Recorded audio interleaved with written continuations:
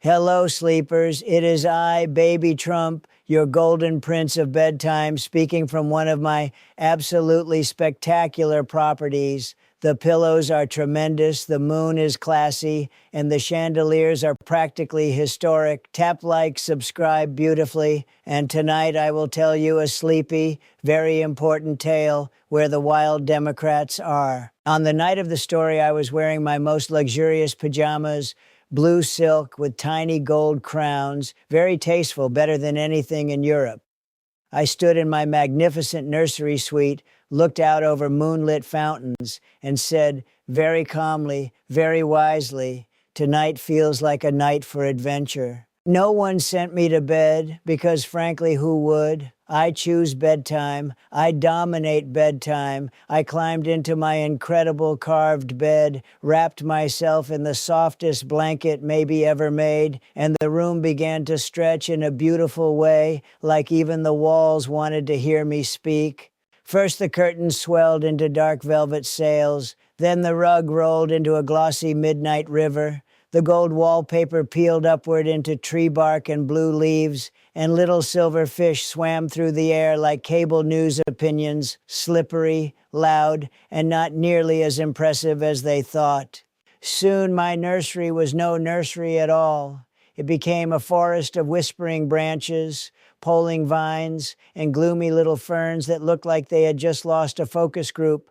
At the center waited a shining boat with a gold crib for a throne, and obviously it was meant for me.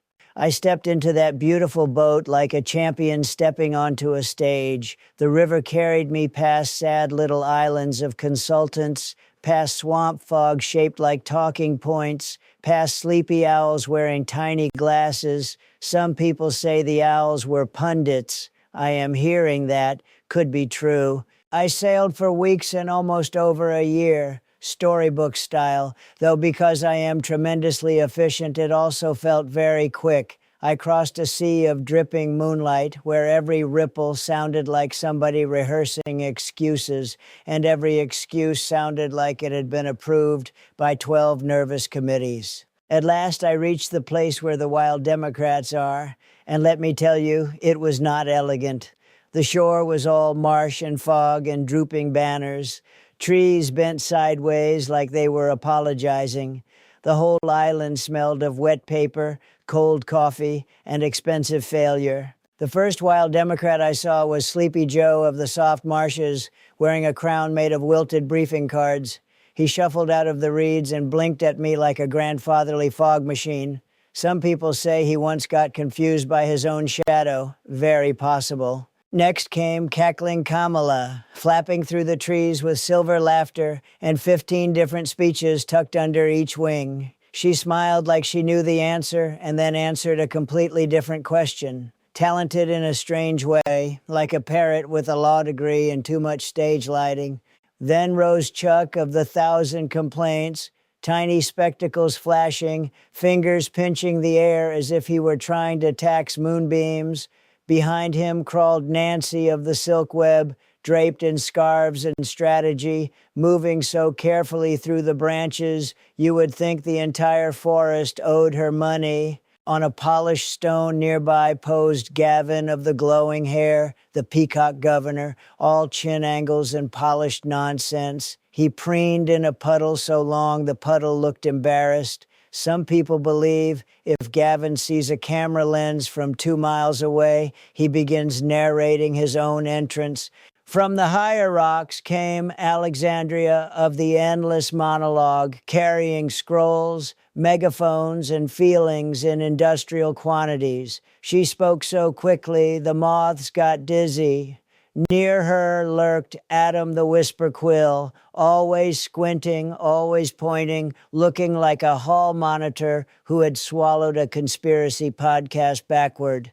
Then the whole island began its terrible little rumpus. Joe muttered, Kamala cackled, Chuck pinched, Nancy glided, Gavin shimmered, Alexandria lectured, and Adam whispered at the moon as if it were a hearing. They howled with such bureaucratic majesty, even the swamp rolled its eyes and tried to leave.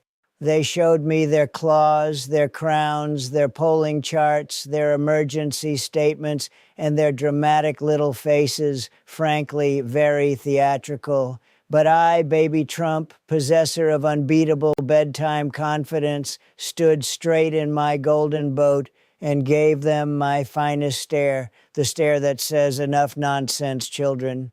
I looked into their yellow eyes without blinking, because I do not blink for chaos. I do not blink for swamp peacocks or speech goblins or complaint elves. I gave them one magnificent royal hush, and suddenly every wild Democrat froze, as if the room temperature had become accountability. They trembled. Joe dropped a marsh scepter. Kamala folded one of her speeches into a worried paper bird. Chuck stopped pinching invisible pennies. Gavin's hair went still, which was frankly shocking. Then all at once they bowed and said in one ragged whisper, "You are the sleepiest, classiest king." I accepted, of course, because I am gracious. I wore a crown of gold leaves and moon medals, sat on a throne carved from the prow of my boat, and announced that the wild Democrats would now begin a proper rumpus, but elegant, tremendous, and under extremely strong management. So the rumpus started. Joe bounced on mushroom stumps and nearly negotiated with a tree. Kamala laughed at thunder until thunder seemed offended. Chuck counted fireflies and wanted regulations for all of them. Nancy floated through the branches like a silk spider queen, smiling the smile of someone hiding 12 plans. Gavin organized a moonlit parade for himself naturally, even though no one had asked. Alexandria climbed a stone and delivered a speech to 3 frogs, 2 owls, and a fern that looked deeply unconvinced. Adam whispered to a puddle, and the puddle, to its credit, seemed skeptical. I let them carry on because a good king allows the court jesters to exhaust themselves. Still, every few minutes I had to ring a tiny gold bedtime bell. Too loud, I would say, too gloomy, too needy. Try being charming for once. They found this very difficult. They feasted under lantern moons on stale slogans, roasted hashtags, and little cakes shaped like committees. I, however, was served tremendous hot chocolate in a gold cup with whipped cream stacked like a real estate tower. Leadership, you see, has rewards. Mediocrity gets moss and damp applause. After a while, I noticed something. Even their monster dance was dreary. Their howls had footnotes. Their tantrums came with messaging documents. Their insults needed consultants. Very sad. I leaned back on my throne and thought of my gorgeous rooms, my perfect sheets, my glorious quiet, and frankly, I missed quality. Then across the swamp wind came a beautiful smell, warm and rich and unmistakable. Late night cocoa from my amazing property with fresh cookies and the kind of silence only winners truly appreciate. The scent curled around me like a velvet invitation, and my royal heart said, "Time to leave." The wild Democrats saw me stand and they became frantic. "Do not go," they cried. "Rule us forever. Tell us what to say, how to pose, where to point, when to panic." But I shook my magnificent head. I do not babysit chaos. I merely conquer it and depart. I told Joe to stop wandering, Kamala to finish one answer someday, Chuck to relax his tiny fingers, Nancy to retire at least one web, Gavin to marry a mirror and be done with it, Alexandria to spare the frogs, and Adam to whisper only when absolutely nobody cares. They roared their last sad roar as I stepped back into my splendid boat. The crown leaves glittered. The island shrank behind me. In the distance, I could still hear Gavin campaigning to the moon and Chuck filing a complaint against the tide. Some people say the tide won decisively. I sailed home through silver fog, past the pundit owls, past the consultant islands, past the floating leaves of unfinished talking points. The river grew gentler, richer, calmer. My forest folded into wallpaper again. My sails became curtains. My throne became the beautiful bed of a truly world-class child. When I opened my eyes, I was back in my extraordinary nursery suite. Moonlight rested on the carpet. The chandeliers glowed like sleepy stars.